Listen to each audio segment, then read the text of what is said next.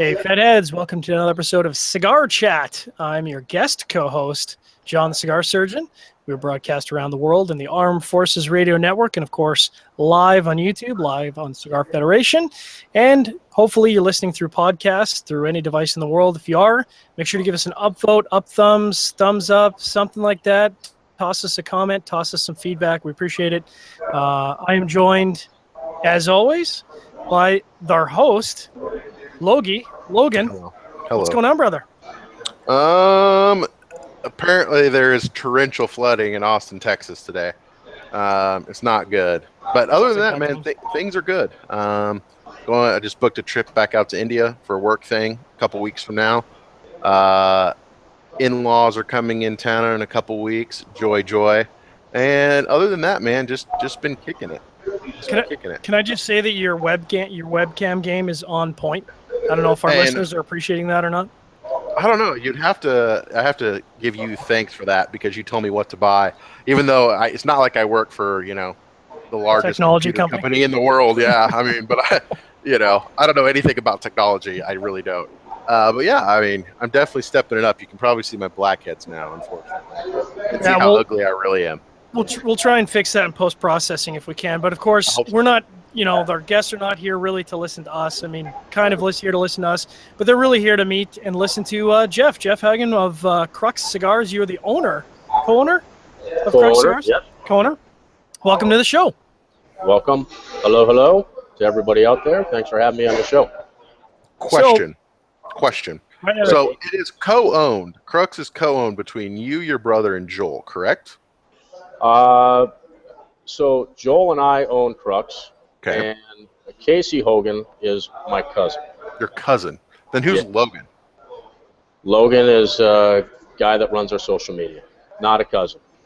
Not at all. Doesn't he have the same last name? No. Okay, I thought he did. Okay, I'm confused then. Drake. Okay. Drake is his last name. Logan Drake. Okay. There we go. All right, got it. We got it. Yeah, so that's it. Okay, continue, John. So you guys aren't giving the Patels a run for their money just yet? No. They probably make as many cigars in one day that we'll make in the next 3 years. I was more meaning cousins and family members involved in the business, not. Oh, okay. Size of the company. All right. It always comes down to size, but no. I mean, there's a couple other family members we'd love to have involved at some point, but it's down the road. So we've got an absolute ton of questions because Weasels are on point this episode, and they obviously want to get their dirty hands on some Crux cigars, and I can't blame them. So I'm just going to start at the top. Top question here is from Eric Johnson. He says, hey, Jeff, fellow Minnesotan, and he says he had his first Crux passport at Tobacco Grove not too long ago, and he loved it, and he wants to know, can you talk a little bit about transitioning from a retail tobacconist to tobacco procurement and now your own cigar line? Absolutely. Love to. So as far as being a retailer, I started in the premium cigar business 1992. So this, as far as being a retailer, I've owned a retail store for 24 years roughly, and loved it. Love the community of cigar stores. Of course, the customers that are coming in. You get to see your friends every day and sell cigars to them. So that's been fun over the years. I'm in the great state and the awful state of Minnesota, where unfortunately we have extremely high taxes in the OTP category, the other tobacco products category. In 2005, we had a pricing, basically a tax increase from 35% to 70%.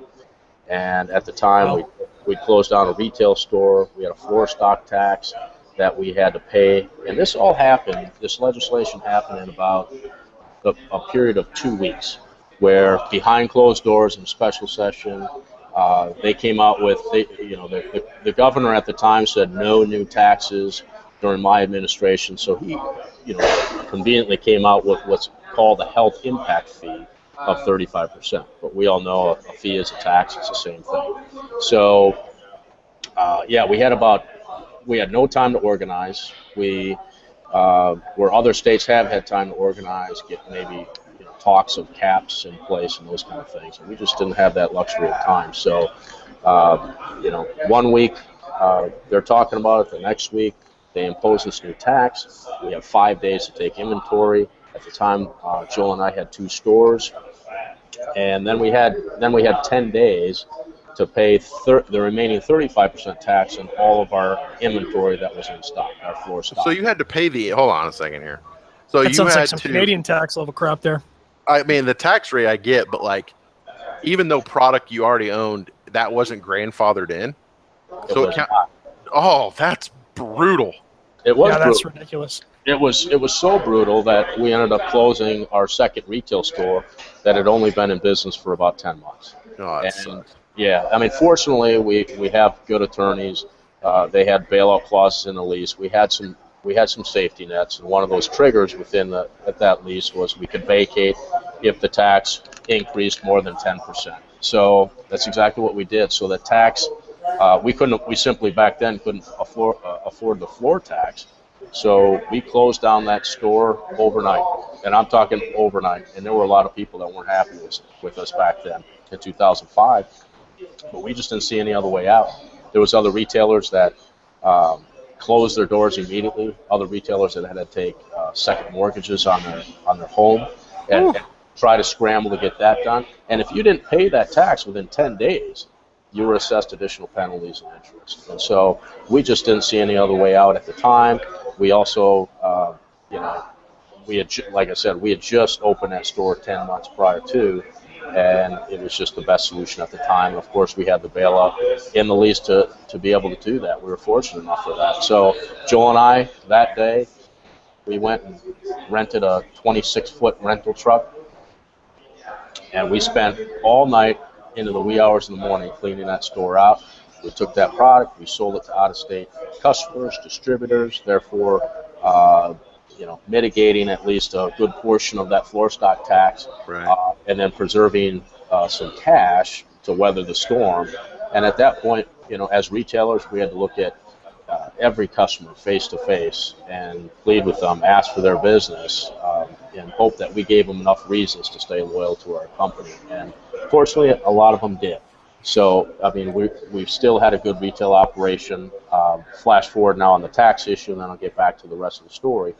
The tax issue then, a year and a half ago, we do have a cap in Minnesota. It's not as gracious of a cap as other states have allowed, let's say 50 cents, but we have a $3.50 cap per cigar. And that's really allowed that high-end cigar business to come back. Brands like Davidoff, Ashton, anything that's really over that $12 mark, we absorb a lot of that tax through the retail operation, and we're able to stay competitive at MSRP in the retail store. So that was good. But at the same token, every year there's new challenges in the state. Meanwhile, so that's one side of it. The other side then is, meanwhile, taking trips like most retailers and even many consumers nowadays, going to the factories, learning about tobacco, seeing the process, meeting great cigar builders. I was fascinated by that side of the business. So Joel and I talked about it, and he said, "What do you want to do?" I said, "I'd love to at least just learn more about the process." So I jumped on an airplane, flew to Managua. I figured I'd start in Esteli, took that trip. Wasn't a good first trip for me. Didn't know what I was doing. Obviously didn't call enough people and ask enough questions. I was the dumb guy that landed in Managua, rented a car. That took an hour and a half to point out all the dents and dings. Oh, yeah. The roof was caved in. And then I jumped on a Pan American highway, got pulled over by the police. There's no windshield washer fluid in the reservoir. I mean, it was just awful, right? But anyway, made the journey and started to meet with every cigar factory that I could, and I met with most. If you can think of them down there, and I probably met with them, spent a day there, talking about tobacco, and essentially did a SWOT analysis of all the factories to find out. Ooh, look at you, marketing term. Yeah. So, but and they all have their pluses and their minuses, and so hold on, I lost my screen here. 1 second. There it is. Okay, so spent a lot of time with these factories, and and just started learning about tobacco, because we didn't want to be the next company that came in and said, hey, we got a checkbook, and we want to have somebody build us a brand, and we know people like us, and they're going to buy cigars. We really wanted the knowledge base to go much deeper. So I spent close to another 3 years going to Nicaragua every month, sometimes twice a month. Wow. Yeah, so many dozens of trips to Nicaragua, Dominican Republic, even Honduras from time to time, and I like Honduras, so I don't mean it like that. And just learning, spending lots of time, in the greenhouses, in the fields, in the curing barns, in the fermentation rooms, checking out process flow, checking out systems, quality control checkpoints. I mean, all the things that, and there's a lot of factories that surprisingly do a lot of those things well. But as many people know, we chose a partner that we ended up choosing a partner through our analysis that we felt would help us reach our long-term goals. So that strategic partner is Placencia. They have a ton of tobacco. They have the facilities. They have the storage. They have the systems. They have been implementing new quality controls. So long term, that's going to be a great partner for us. And so we try to go down there and try to push the envelope a little bit, and do some different things that factories normally weren't producing, right? So, but that was kind of the journey to get to where we were. So that was a 3-year process before we even came up with our first cigar. We have another partner in the business, who's our graphic designer. He's been active on social media, Mark Dom, and so he actually will be a partner of us in an equity position here coming soon. But he's done a great job in helping us design, develop, and launch our brand. And so everything you see on our website, cruxcigars.com, our bands to our poster, and it's interesting because he's done so much work to give our retail partners as much information as they possibly can have from the imagery. He spent an entire day shooting all stock photos of our entire line of cigars, by the box, by the stick. That's all available to our retailers, so they don't have to shoot it themselves or go steal it somewhere on the internet. Promotional posters, shelf talkers for the retailers, you name it. He's done a great job for us. So,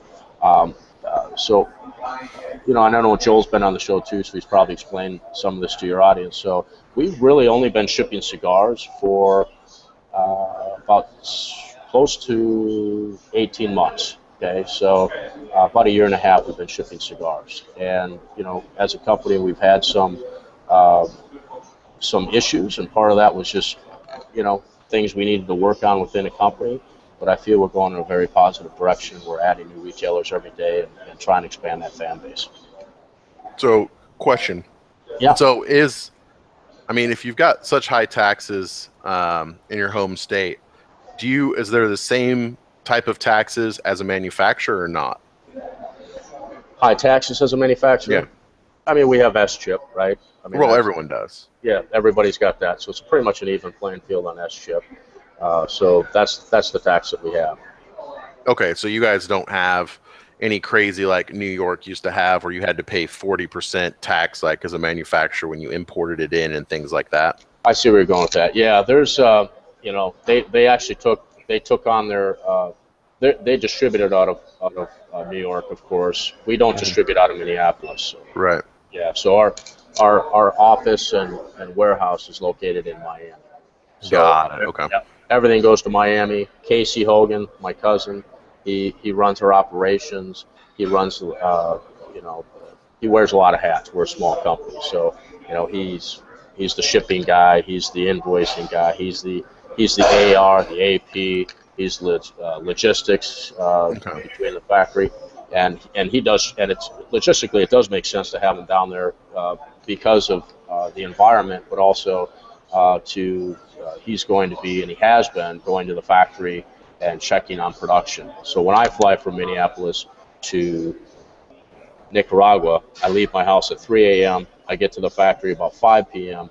I put about 3 hours in, and I'm shot. I spend 2 more days, because what I realized a long time ago, when you're in Nicaragua, you can stay down there for 30 days. You'll get about 3 days worth of work done. You can spend 3 days in Nicaragua, and you get 3 days worth of work done. So I choose, so I spend the 3 days down. And Casey, just easy from Miami, in and out, and kind of checks to make sure things are on pace. Yep. Nice. Well, I'm gonna take a moment here and just remind our audience that you are tuned into Cigar Chat, broadcast around the world, rebroadcast the Armed Forces Radio Network, wherever you are in the world. Hope you are staying safe. Thanks very much for your service.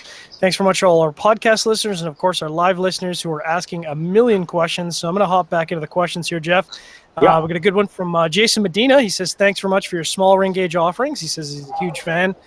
He wants to know, of course, and I'm going to co-opt this question a little bit because we've heard this from a lot of manufacturers that the cigar geeks want the small ring gauge, but of course, when you actually get out to the stores, what really sells is a large ring gauge. So how does that portfolio sort of mix up for you guys in the marketplace?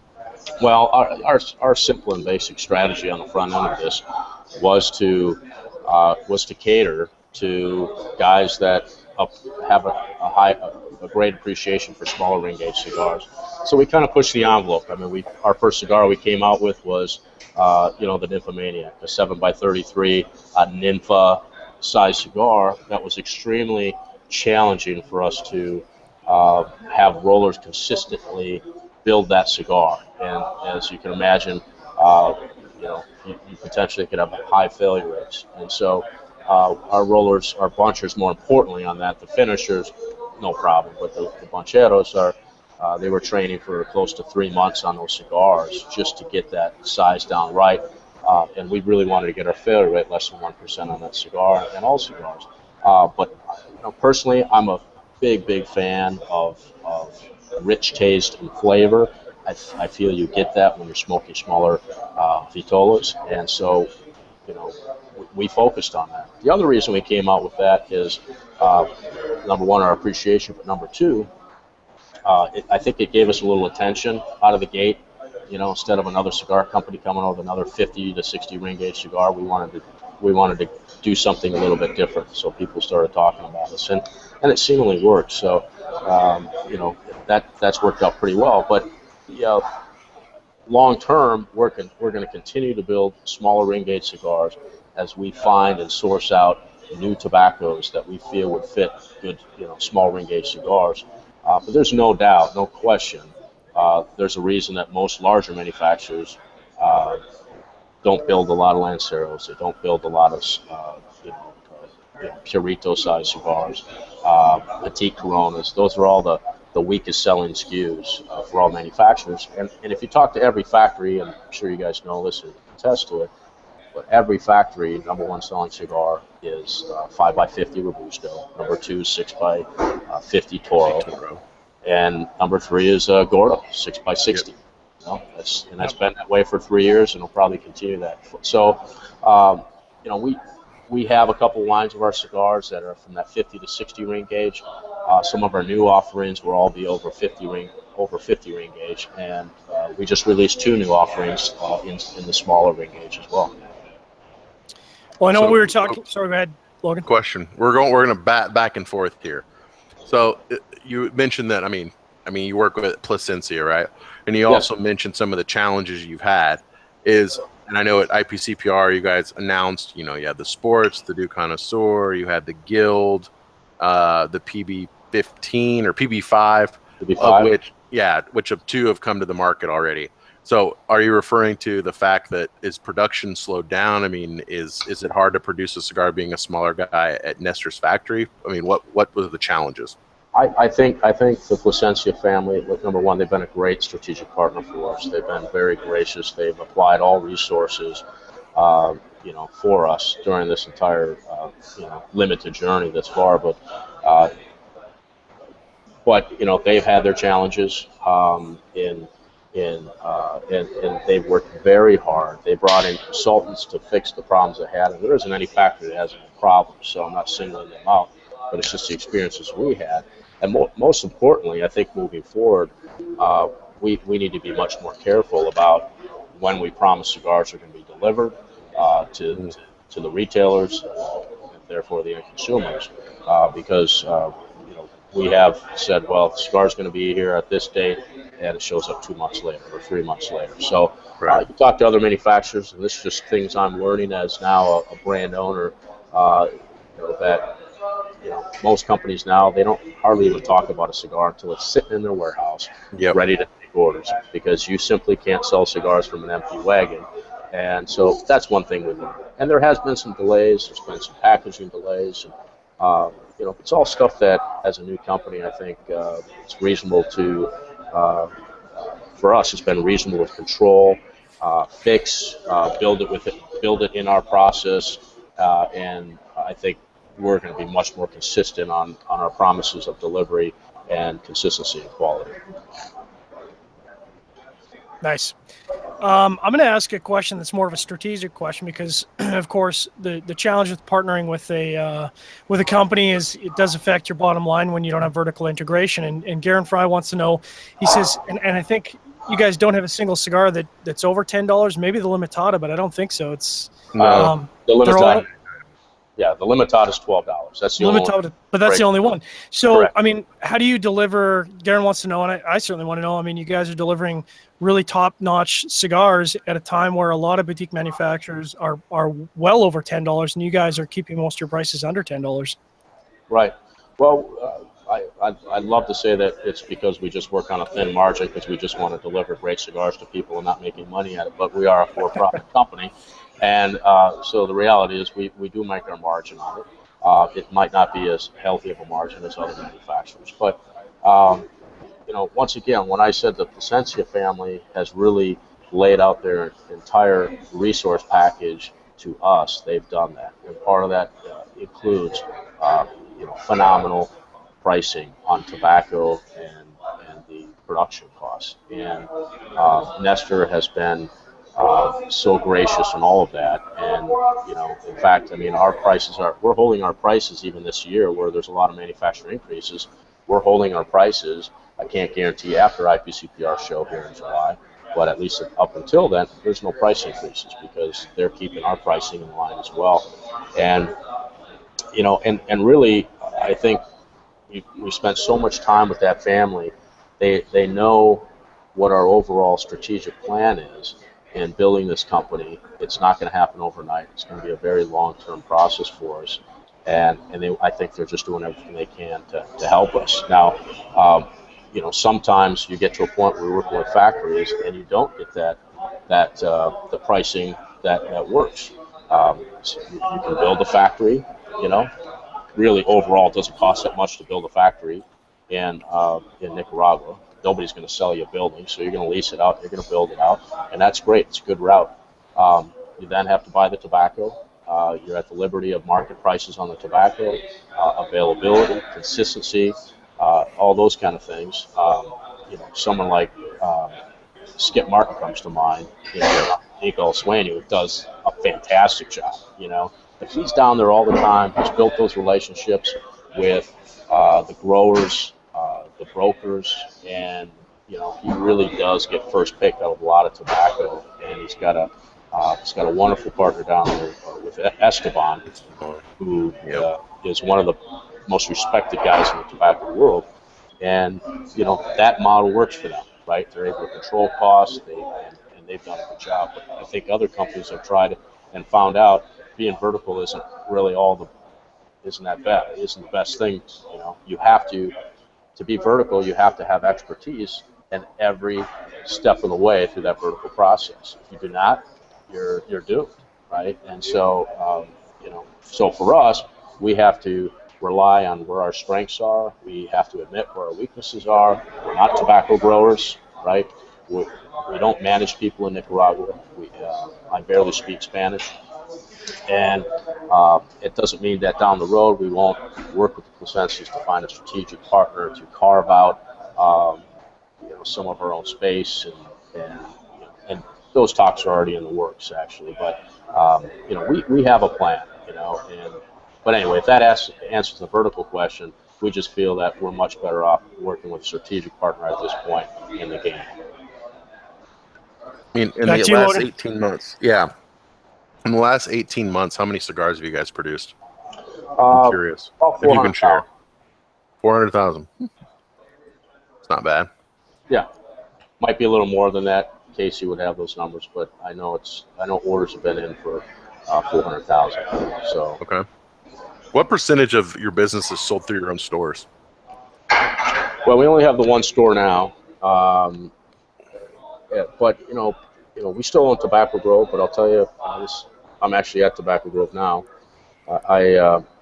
Great place to smoke. We have offices down the road that we do as well. But I would say, percentage-wise, it's maybe 5%, Okay. somewhere in there. And keep in mind, we made a really conscious effort to treat Tobacco Grove as a retailer. 2 years ago, we hired a wonderful general manager to run our retail operation, Rick Baker, and quite frankly, he runs the store better than I ever did. And he gets it. He's a go-getter. He sets his goals. He hits his numbers. We stay out of his way, and but we don't allow, for example, even though Tobacco Grove sells cigars through the back room to people across the country. We're not a discounter. We don't whore the product out, but we do sell cigars through Tobacco Grove. Tobacco Grove is the only retailer that Crux has that is not allowed to sell Crux cigars outside of the store, right? So, we really wanted to make sure that we're giving our retail partners Even playing field. even playing field, first and only crack at selling those cigars. So at this point, we don't have them on our website. We don't ship them. Might sound kind of silly, but we're certainly treating these as two entirely separate businesses. I mean, and they are. I mean, one's located in Minnesota, one's located, in Florida, and they're entirely separate corporate structures, everything else. And but we realized that one of the challenges we would have as a retailer is convincing people that we're just not another retailer, Right. making a cigar or a private label that some do. They go down to the checkbook and they make some cigars, and now I'm going to sell them to other stores. So once again, it's a much longer term strategy. Could we have sold them? We've got a sizable customer list at Tobacco Grove across the country.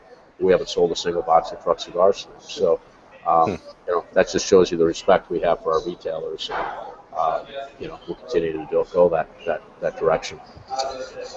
So, Jeff, of course, the Crux Sports is your newest release.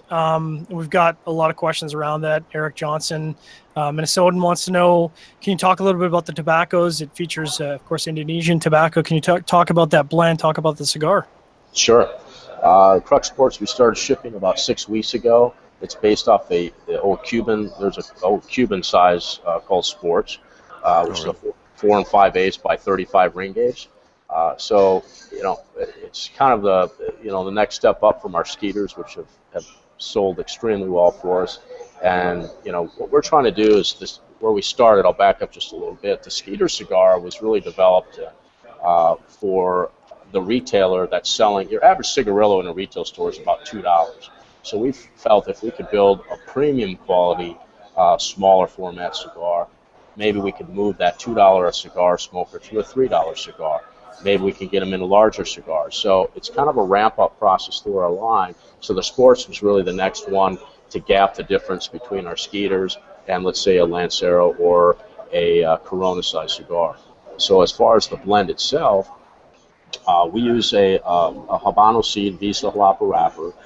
We have a V3 Indonesian binder. It's got some smoky flavor to it, but it's fairly neutral. We use on our smaller format cigars that Indonesian binder because the binder we do use has incredible combustion. And Burns awesome. It does burn. And so on that Nymphomaniac, the Skeeter, the Sports, you kind of have that razor sharp burn, which is what we're looking for. And so that's why we use the Indonesian binder. And then as far as the filler, it's simply Esteli Visa, Habano seed variety. Back to you, Logan. Dude, I know I wasn't prepared for a question. Well, I've got tons of audience questions. No, I got one. I got one. Okay. So and I might mess this up, so bear with me. So in the portfolio now, we have Skeeters, we've got Passport, we've got Nymphomaniac, we have the Classic, we have the Bull and Bear, which was like first kind of iteration, and now we've got Sports, we've got Dew Connoisseur, which are out, but we've also got planned Guild, PB5, and something else I'm missing, right? Crux No. Connoisseur. No, you said that. Yeah, you got them all. Okay, I got them all. So we've got like, that's like, I mean, I'm not very good at math, even though I'm counting on my fingers. That's like 8 or 9 cigars. Yep. At what point do you stop putting out new blends, or is that the strategy going forward, is to continue to put out new blends? Well, like anything, I mean, you're going to come out with blends. You're going to try to find a customer base to pair with those blends, and then, you know, for us, it's all about learning from the consumers, learning from our retail partners. We certainly have the ability to adapt very quickly if we have to, and so right now we're in the process of finding out where our customers are, what they like, and you know, we're kind of that cigar company that we're just trying to gather as much information as we can and say, listen, we're just building cigars. Tell me what you want to smoke, and we're trying to fill those gaps. And we feel there's a lot of underserved markets in the industry in terms of the size of cigars, and that's why we have a lot of small ones. But to answer your question, this is kind of our portfolio now. We do have one new release coming out at IPCPR this year, and then which should be out. We'll kind of send out a press release on this, or kind of a little information to you guys. Breaking news. Yeah, breaking news, and within 30 days, and we're excited. It's a great project. And then next year, we're not coming out with any new cigars. 17 is going to be basically a brand awareness, brand building, and equity driver. You know, we're looking at just kind of sticking with the brands that we have and increasing sales to those brands. Okay. So I just want to remind our audience that you're tuned into Cigar Chat with Crux Cigars. I'm your guest co-host, John the Cigar Surgeon, joined, of course, by Jeff, co-owner of Crux Cigars, and, of course, Logan, host of Cigar Chat. We've got a really interesting question from Jeff Madre. He comments that, of course, you guys are coming up on your 2-year anniversary in April. And he wants to know, overall, what do you, Jeff, consider the biggest achievement of Crux in your 2 years? The biggest achievement is just, I would say, is being comfortable and confident in having a direction as to where we're going. I won't talk about FDA; it's a totally separate issue. But sometimes you just dive in head first. We didn't feel like we dove in head first, but we also knew that we had a lot of challenges as a new brand. How do you get exposure? How do you get retailers to say yes? How do you get consumers to smoke your cigars? How do you grow? How do you build inertia? And so we have adapted. We've made a lot of changes along the way. I felt we've asked a lot of questions. We've had I've got great mentorship with other cigar makers. And so what I'm really confident to say now is our biggest achievement is I think we have a very clear understanding and direction of where we need to go, both learning from the mistakes that we made and the feedback, positive feedback that we've received to know where we need to go as a company. So I feel like we're just kind of ending phase one of our company in a very short period of time, which I thought it would happen after about 3 years. And so if we can get some questions answered by the FDA, we will be throwing an additional capital component into our company to move into phase two. And phase two of our company then is going to be hiring one or two, if not two, impact players from within the industry to increase and expand our sales and distribution and get into places with those old relationships that we simply don't have. And so we're confident moving in that direction. And I won't talk about the rest of phase two, but that would be the next big thing that we're looking at doing as a company. Back to you, Logan. Yeah, so question. So, I mean, there's a lot of people. I mean, there's a lot of new brands out there, right? Like, and some have no experience in cigars and go down to Esteli and make a cigar, or go into Nicaragua and make a cigar. But you guys had, 20 some odd years of retail experience. So you knew the tobacco world a little bit more, at least the retail side of the business. I mean, what's the biggest thing that you think, as being a retailer, hurt you trying to make your own cigar? I think that as far as something that hurt us, I don't think there was a lot of things that hurt us as being a retailer. I think if anything, it really helped us understand, because for many, many years we're on the front lines, we're talking to consumers, we're getting constant feedback, no different than our retail store, and I think all great retailers across the country share this same common denominator. They view the retail store not as my store, they view it as your store, the customer store. And we built it, we turn the lights on, we count the money at the end of the day, but that's really what it comes down to is it's your store. And you just tell us, we're just running it. You just tell us what you want to do. And we take that same philosophy in the cigar manufacturing, our retail partners to the end consumer. We're just a cigar maker. That's all we are. We're a cigar maker. Tell us what you want to smoke. Tell us how we can improve our company. We try to take that feedback. So I don't think it's hurt a lot. And I think keep in mind there's a lot of brand owners and cigar manufacturers. Their roots are all in retail. From guys like Pete Johnson to Skip Martin was a retailer. Dion Lugione, retailer. Ashton, retailer. Davidoff, retailer. All the big companies. I think that's a huge advantage that they've had, is they've understood it. And unfortunately, it's been one of our challenges. So that might be the negative. It's been one of our challenges when we go into retailers, is they view it as, well, you're just a retailer, you're not a cigar manufacturer. We heard that a lot, in the first 2 minutes of a conversation. But when when we do our presentation, our dog and pony show, if you will, and we show them kind of what separates our company and the support that we have to our retailers and all those kind of things, then they understand and they go, yeah, now we get it. We get what you're doing because you guys have that retail in mind. So it's really been a big help for us in building this company. So of course, when we go to the IPCPR, usually we talk with Joel, and in our last interview, the PB5 was at the forefront, and Joel's mentioning you guys, of course, had secured some special secret sauce tobacco from Plasencia. Can you talk about the blend and how the PB5's been performing since it's been released? Well, actually, it has not been released. It has not been released. Okay. No. Here's the cigar right here, and by the way, there it is. So that's it. It's a 5 3/4 by 54 cigar. Basically 8 different tobaccos in the cigar. The wrapper we found was on a trip that I was down there, and Nestor has some barns that most people I don't think ever get a chance to go through, and partly because he's got some large volume clients as well that just simply, what we find would be enough tobacco to produce a cigar for them. But for us, it's something that Nestor had shown me. They grew it about 9 years ago now, and he said, let's smoke this. This stuff looks great. We're going through some packs of tobacco, and I said, I want to blend with this. And so, we started blending with that tobacco, and it's turned out to be an amazing amazing wrapper that I think we've used to house a pretty good blend.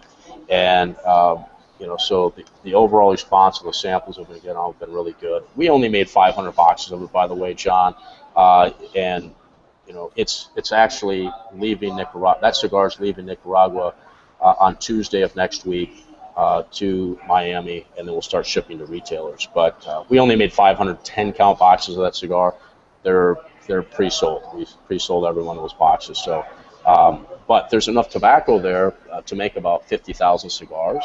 So, in theory, we have all the materials set aside, wrapper, binder, filler, to make a very consistent cigar from one year to the next. We're not changing tobacco, we're not changing harvest or crop years.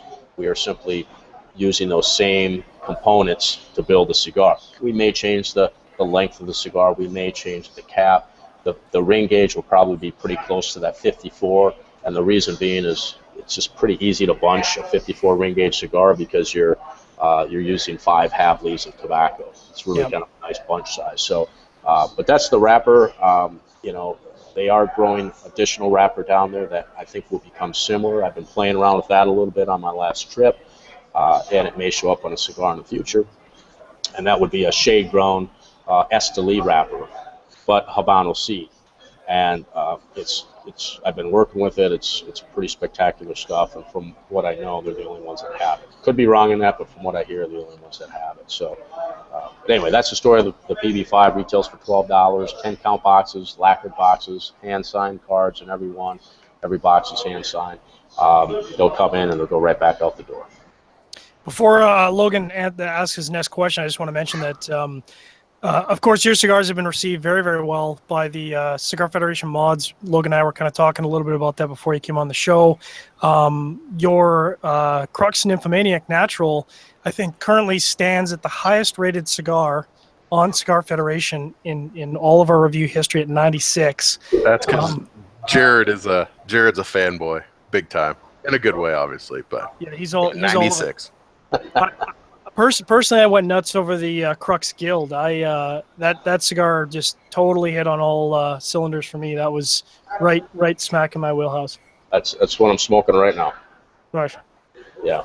I'm a Passport guy. I'm a Passport guy too. It's a good cigar. Yeah, thank you. I'm of course smoking the Crux Classic, and I was mentioning to Jeff before the show that I had to go digging because I've literally smoked through all the Crux I have, and it was just kind of at the bottom of my sample list. So it's probably a good thing. Like I said, we'll get you some more. So, question, Jeff. Let's say the FDA turns the cigar market tits up. Are you guys planning on packing it in after 2 years? Or are you guys planning on fighting and registering your blends? Or are you going through the certification process? It's kind of a loaded question. I mean, we certainly would love to go through whatever process that would save our company and ultimately allow us to continue to sell cigars to people. But it's purely going to come down to cost, and then even at that point, it may come down to cost and then sacrificing certain sublines that we have. It may be cost, sacrificing sublines and or particular individual sizes, but it's all going to come down to cost, and nobody really knows what that is. There's been some, I'll call it low-level rumblings at this point as to what that's going to cost. So I just don't know, and that's kind of why we're really cautious in moving our wait-and-see mode too. We're just hoping to get some answers. I mean, we'll be fine as a company either way, but yeah, it'd be nice to know. Is there any truth to we have to know before March 15th? Is there? I keep hearing that's like a cutoff date or something. Who's saying that? I won't name names. I'll tell you offline, but I heard that quite a bit, that we have to have 30 days to respond while Senate's still in session. Yeah. And that cutoff date would be the 15th. Or, I mean, it's not that it's like they do it by then or it never gets done, but it would grant till next session, which would be over the summer. Right. Same thing. I've heard some rumblings of that as well. I just don't know. I mean, I'll tell you, it's, there's so many guys that have worked so hard, fighting the fight, and we certainly love to be more involved with that, but I don't think I'm getting any different information than you are. I get information. I try to lean on Rocky when I can. Rocky's spent more time in DC than anybody, and right now it's just kind of we just have no idea where this thing's going to go. So time will tell, right? Right, it's true. So breaking away from the FDA ugliness, Bob Dog wants to know, and something we haven't talked about this show, and I know it's kind of a feature of your cigars. Bob Dog wants to know about your Marblehead cap, where you learned and why you think that's one of the best features of your cigars. I know Joel's talked about it before, but love to hear your thoughts, Jeff. Yeah, I mean, the Marblehead is simply, it was, I won't take credit for it. I mean, Cuba's been doing it for many years on some of their limited editions. It's based off the number 109 cap. And typically a lot of those 109 caps, they'll take a torpedo mold and, build the bunch, finish the cigar, and then they hand trim to have more of that rounded cap look to it. So it's just something different. And on a 50 ring gauge cigar to a 52 ring gauge cigar. And, I happened to be in Nicaragua one time blending, and Colin Gainley, the former editor and co-owner of Cigar Journal magazine. Great guy. Yep, great guy. Spent a lot of time with him. He's actually in Minneapolis. That's how I know him. I didn't know that. he used to hang out in our retail store when he was back from school. His parents still live in the same city that I live in. So, yeah, great guy though. And he said, and I was looking at some different, he saw the Nymphomaniac, he saw some other things we're doing, and he said, you should think about a Marblehead. And quite frankly, I didn't even know what a Marblehead was. I said, what is a Marblehead? He said, well, the Cuban one with number 109 cap. I said, oh yeah, I've seen that before. And so we started looking it up and ran it by my attorney, and said nobody's trademarked Marblehead. It's kind of a slang term for number 109 anyway. No big deal, but we trademarked it. And then we built all the molds from a 47 ring gauge up to a 60 ring gauge. And so, we didn't want to use torpedoes and have the extra clip. We wanted to be more consistent in its look and feel. And so we built the molds. They turned out pretty good. They're different. Some people like them, some people don't. I'd say one of the biggest features of it, though, is simply softer feel in the mouth. So on the larger ring gauge. So when you're smoking our Bull and Bear Gordo, for example, which is a 6x60 with that Marblehead cap, it kind of feels like you're smoking a 54. And so it that helps. But more importantly, you have the ability, like a torpedo, to control the flow, right? So you got flow control. You cut a little bit off for a firm draw, cut a little bit more off for an easier draw. So those are the two advantages of it. Back to you, Logan. Man, you're like, I'm asking all these questions. Actually, go. You ask another audience question. All right, we have an interesting sort of different question here. So obviously you've talked about your experiences in Nicaragua, and you've spent a lot of time. You talked about the process, researching, and really putting the time in, making sure you had the right collaboration, the right partner. But Tracy Drew wants to know, if you could partner with anyone else, or if you could work with anyone else, sort of, keeping your relationship intact. Who would be on your short list for that? Well, on the short list, I mean, there's some obvious answers. I mean, I guess, I've got a good friendship with Skip Martin. I respect what they've done in their factory at Nico Sueño. I'd love to look at a project with him down the road. And, just because I respect those guys so much for where they've come from. So that would be one. I've spent time with Jaime Garcia. He's good. Everybody's doing good things. Eric Espinosa out of Lozona is doing some great things. He's finding good tobacco. He hasn't been doing it this long, and for him to go from where he was 5 years ago where he is now, I respect a lot. And so, that would be a good choice. I think AJ Fernandez is doing some good things. So the list goes on and on and on. TAFSA, Eduardo, where, Warped and a number of other lines are being made right now.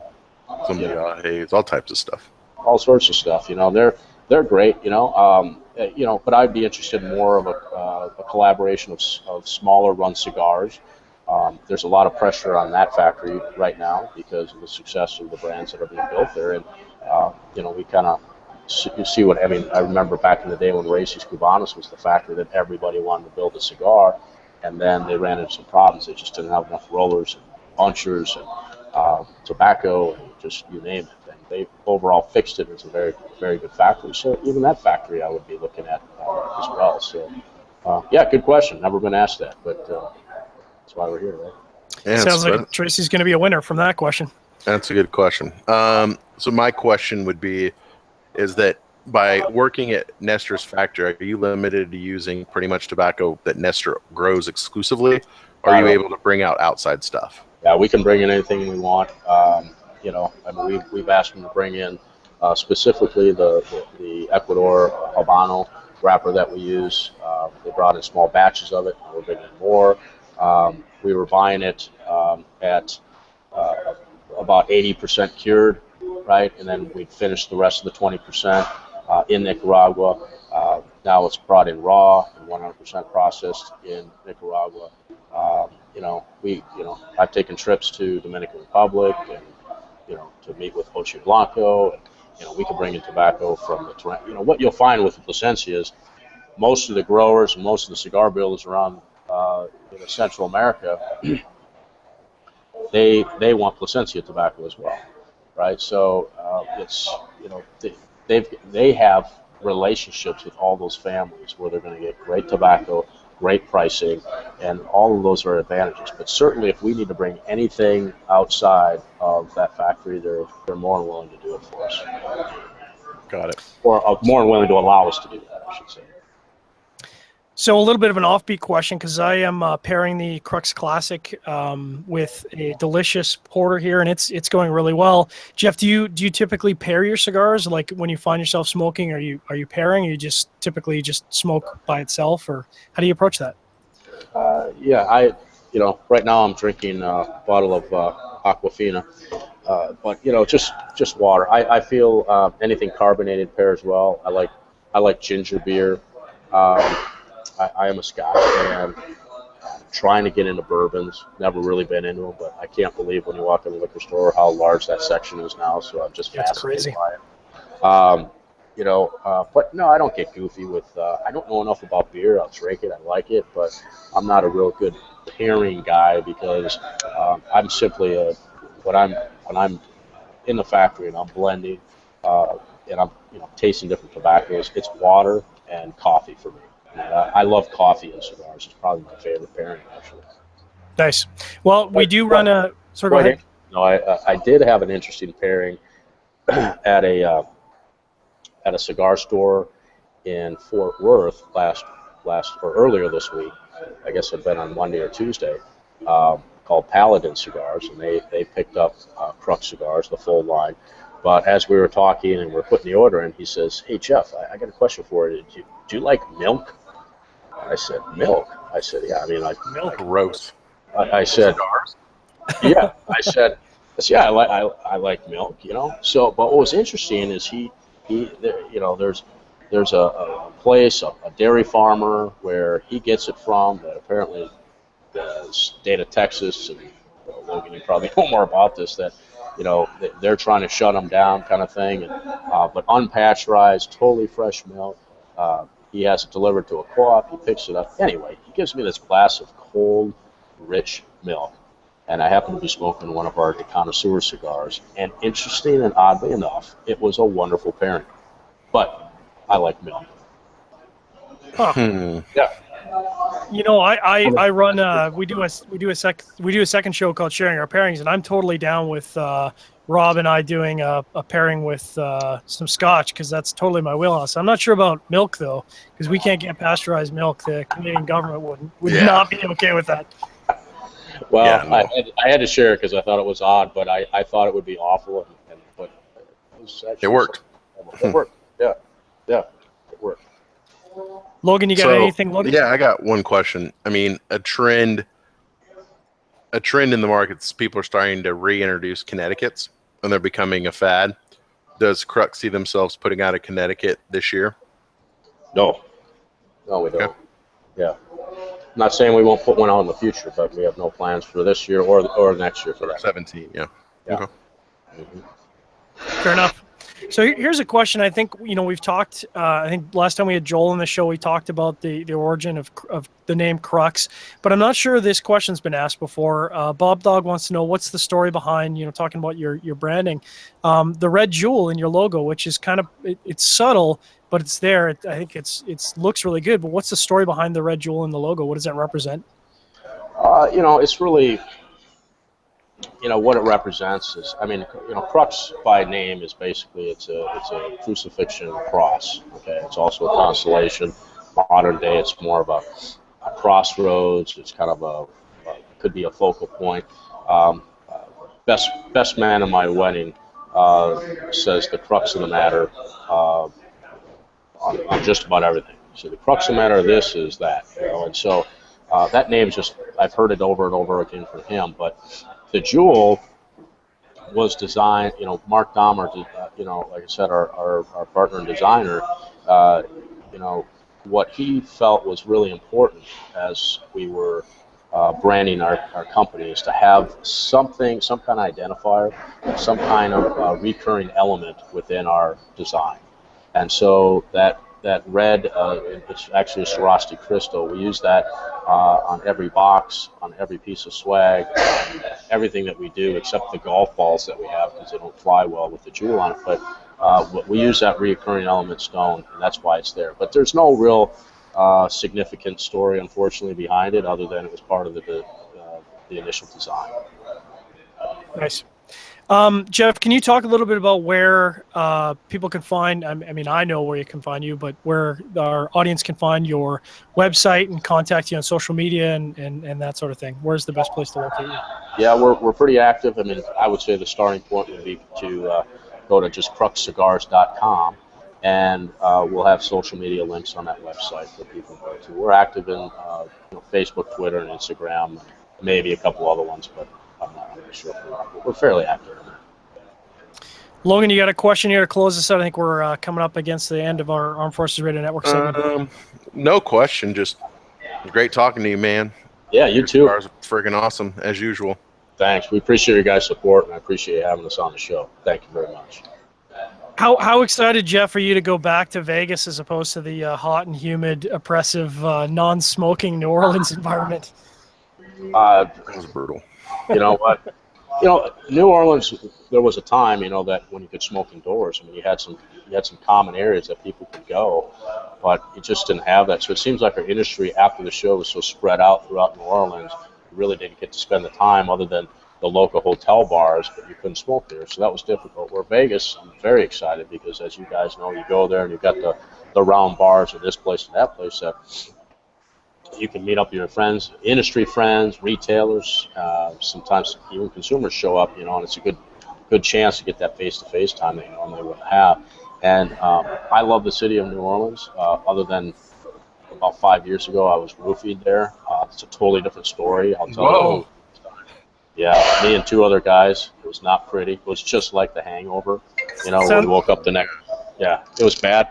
And I heard that happened to some other retailers too. And I'm not knocking New Orleans; it can happen anywhere. But Vegas is just easy. It's the turnout is significantly higher, and it's just consolidated into a much smaller area. People are consolidated in a much smaller area, and it's just much easier to have access to people. And hotels are convenient to the location. So I'm excited. How about you guys? You guys going? Oh, of course. Wouldn't miss it.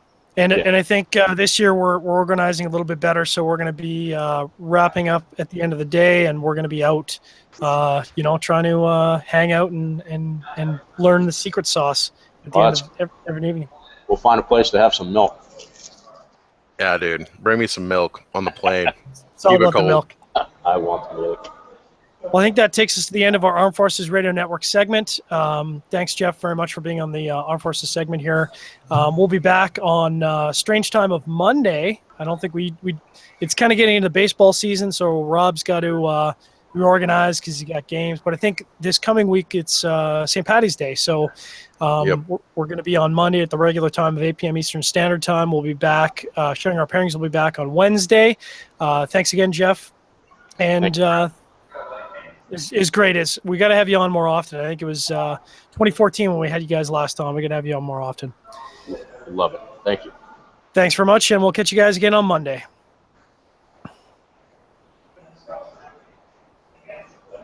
And we're fucking back. So we're still live, and now we can cuss because we don't have the censors, the Armed Forces Radio.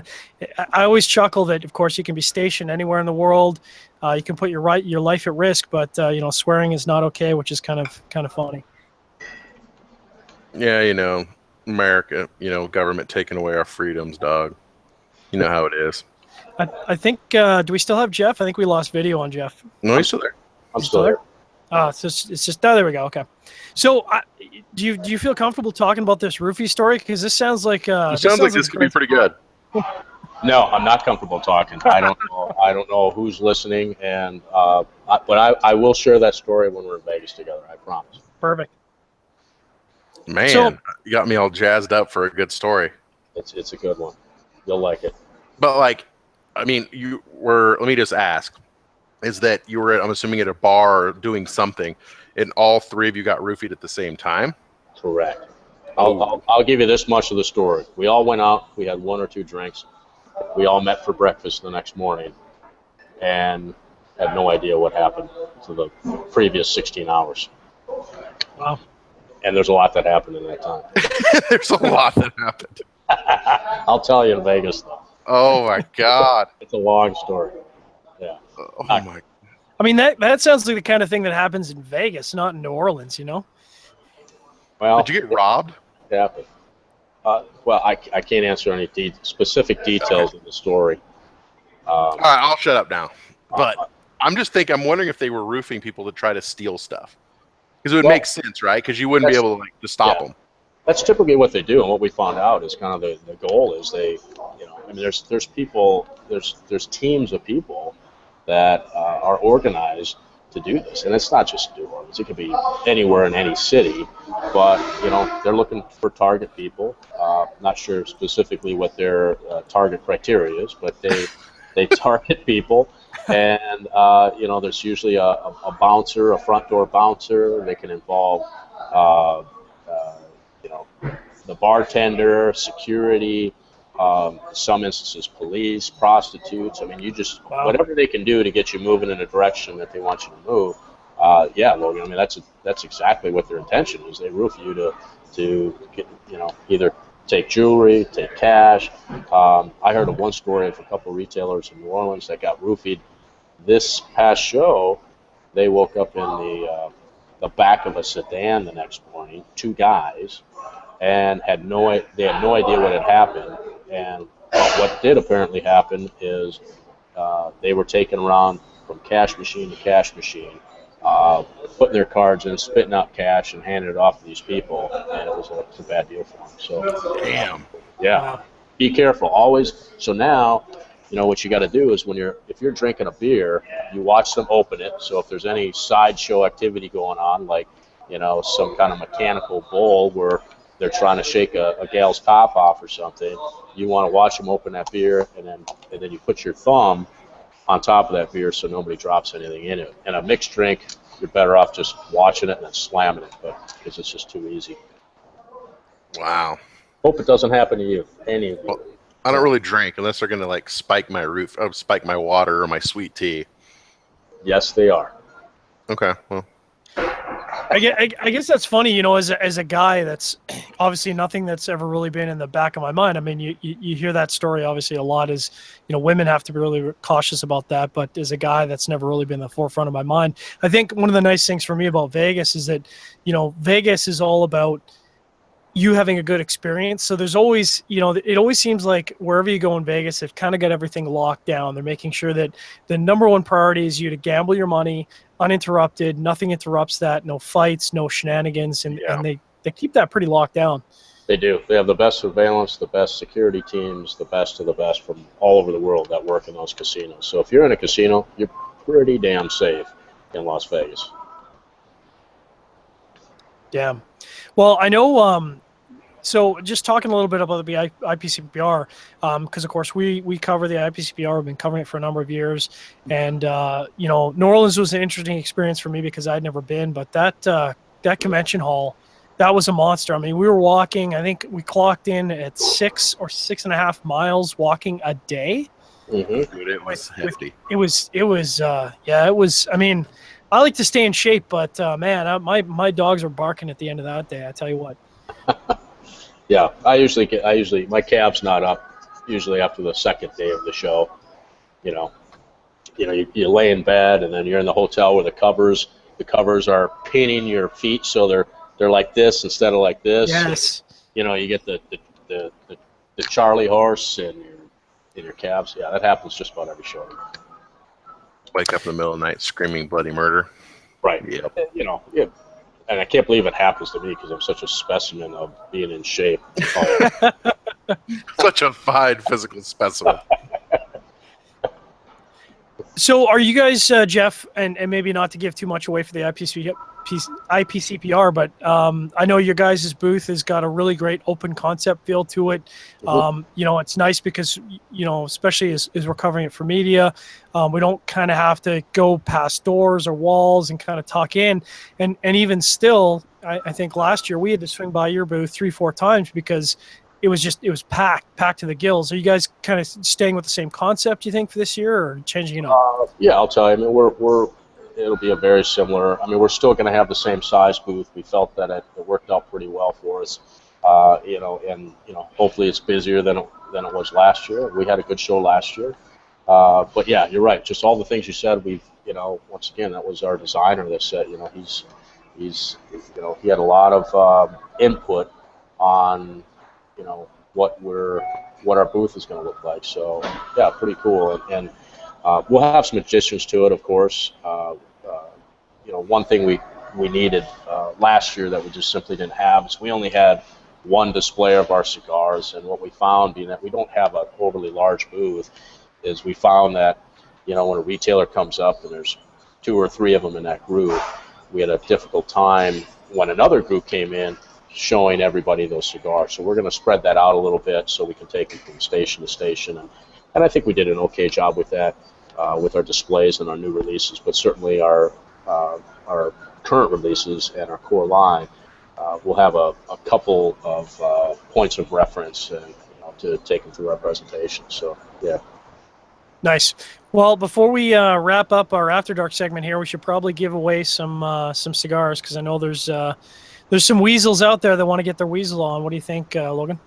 Yeah, we can just. I don't want to pick. I mean, I'm going to let people pick, but the cigars aren't going to be here for, I think, a week and a half. So what we'll do is just, as usual, per the usual, email me, Logan at Cigar Federation, Crux Cigars in the subject line, full name, shipping address, and a statement certifying that you're old enough to purchase tobacco products in your current jurisdiction.